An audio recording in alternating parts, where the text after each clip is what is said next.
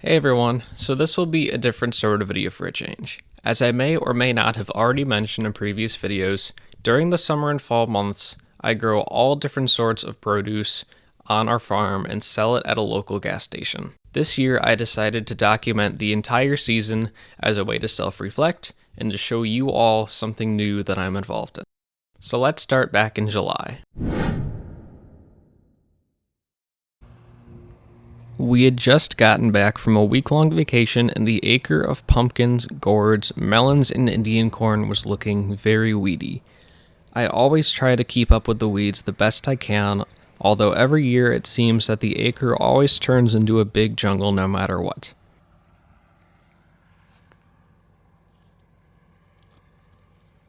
I hand-pick all of the weeds against each mound and till everything else.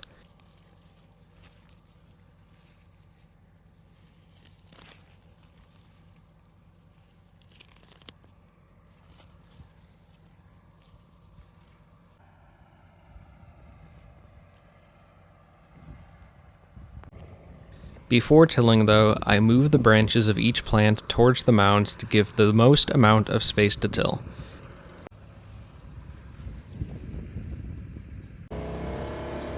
I always use a little plow and pull it behind our Ranger. It's really easy that way and it's always a lot of fun.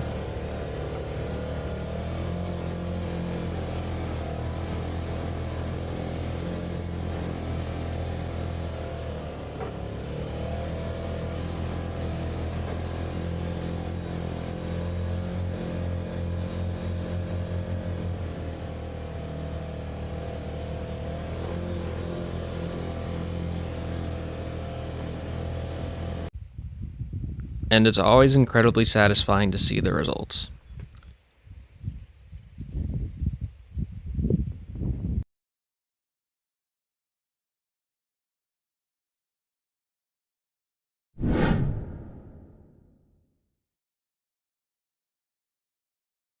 Meanwhile, on the other side of the property, we have a 5-acre field that my dad farms. Usually, I just section off the acre of pumpkins and melons and grow sweet corn over there, but this year I decided to try scaling it further and my dad let me have one of the 5 acres in the other field for sweet corn, in addition to the other acre entirely for pumpkins and melons. When the sweet corn was ready for the season in late July, early August, we dug out the stand that attaches to our trailer and I power washed it. Every year I sell sweet corn for $5 a dozen at a local gas station. I'll share the final earnings later in the video. So it is September 4th, I think, and I have just started picking the very first pumpkins to sell. And I went around and counted everything else that is ready, and I think it is enough to take to my stand uptown. I don't know. The ones that are ready that I picked are called Cinderellas, and I picked them because they were the very first plants to actually start growing really well, and some of them are starting to rot. And I don't want all of them to rot because they are really cool pumpkins. So these ones are my first priority of taking to the stand.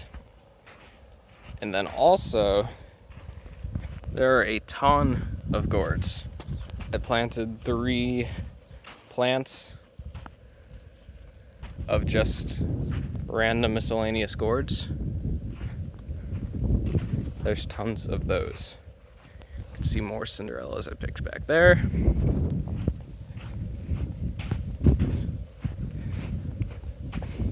There aren't any melons like watermelons or cantaloupes that are ready.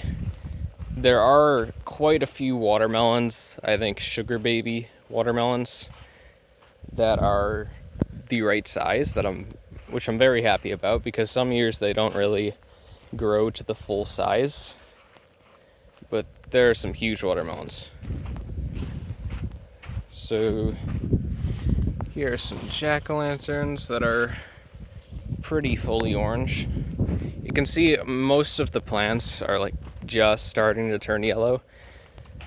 I think it'll be pretty exponential with the way that they change color pretty soon here. As you can see, this one's starting to turn yellow and brown. The Cinderellas are for sure. You can see some of the bigger ones, the Howdens. I'll just walk you through everything really quickly. There isn't much more to see. I tilled around most of the plants that I could get to a few weeks ago. That's the last time I'm gonna till. Just enough so that I can walk around the plants. I'm not really gonna worry about the weeds in the plants because the pumpkins, what's gonna grow is already started growing or is already done. So the weeds will not interfere too much with those. You can see there's quite a few in there. So I think I counted 15 jack-o'-lanterns that are like feasible to take to the stand. About 5 of these big Howdens, countless gourds, and 9 Cinderellas. So I think it's pretty good to take to the local stand. The same place that I brought my sweet corn to, that's where I'm gonna take the pumpkins. Just a gas station uptown, right on a busier road. So it is a great location. One that I've never sold pumpkins at, but I've sold sweet corn at the past 2 years, and that has done really well. And then over here, there's still some Indian corn. I haven't looked at that in a while because it doesn't really look like it's done much. It's very sporadic. You can definitely see here, let me stop, the 2 different varieties. I don't know. I'll take a look as I show you.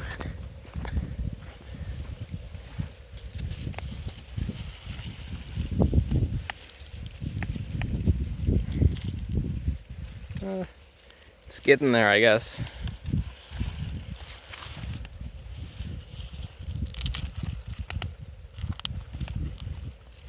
Green silks, I won't bother with it.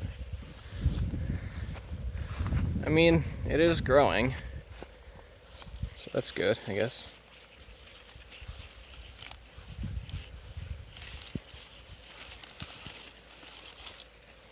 Yeah, all green still. So it's whatever, just we use it for decoration. Probably not gonna sell much of it because I don't know if anything of it is gonna turn out good. But yeah. And then this other variety, still very small.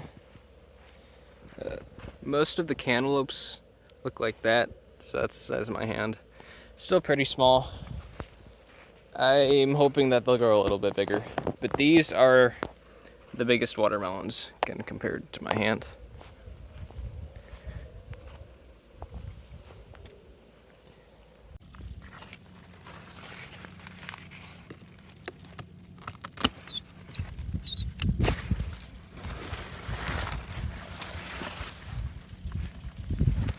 So,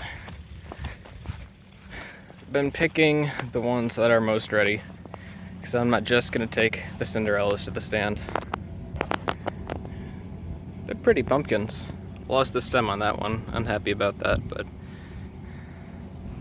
they're pretty. So I'm just gonna, really, there's only enough to fill up the bed of my truck, maybe stack them like kind of what I did with the Cinderellas, and then I'll get some gourds, but not very much for the first load, but just enough so that it's worth selling, and then I'll just add to the stand as more get ready. I grew 3 varieties of watermelon this year, including Black Diamond, Sugar Baby, and the kind that most people are probably used to, Crimson Sweet.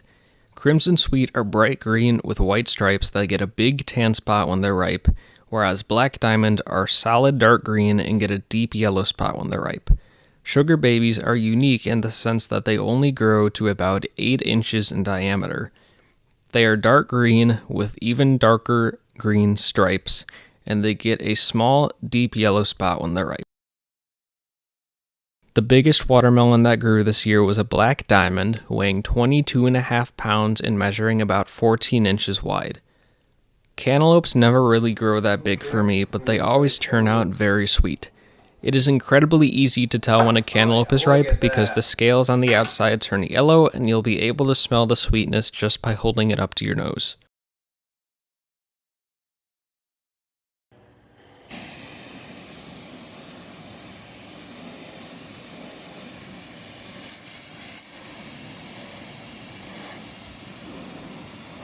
More and more pumpkins and gourds started getting ready and the stand started filling up. After the first load, there were only about 20 pumpkins at the stand, and by November it was overflowing. Luckily this year, there was a lot of variety of pumpkins and gourds, and too many watermelons grew for us to eat ourselves, so I even sold some of those at the stand as well. I priced everything ranging from 50 cents to $10. So now let's talk about money. At the end of the season for sweet corn, I had collected a total of about $1,700 in cash from the stand. Although there's the factor of the cost of seed and chemicals, unless of course you like bugs in your corn, then I suppose chemicals wouldn't be as necessary. Then at the end of the season for everything else, I had collected a total of about $850 from the stand. The cost of growing pumpkins compared to the cost of growing sweet corn is much, much less, though. So you can buy a pack of pumpkin seeds for like $2 compared to the like $200 that it costs per bag of sweet corn seed. So overall, I would say based on my personal experience over the years growing both pumpkins and sweet corn, I would say that growing pumpkins is a lot less expensive, it's a lot less work, it's more fun, and it's more rewarding in the end. The only reason that this year I made twice the money with sweet corn than with pumpkins is because my dad was so generous as to cover a lot of the cost of both rent and chemicals, and my dad's cousin was so generous as to donate the seed to me. If I had to pay for everything that went into growing sweet corn this year, I would have only made about as much as I did growing pumpkins. And pumpkins are way easier. But all of that aside, this is what I do during the summer and fall as a way to keep myself busy and as a way of making money in addition to flipping furniture and my new job working for a local contractor. But there is some insight into what I do during the summer and fall. If you have any questions about it, please be sure to comment those down below. Thanks for watching, and I will see you all in the next video.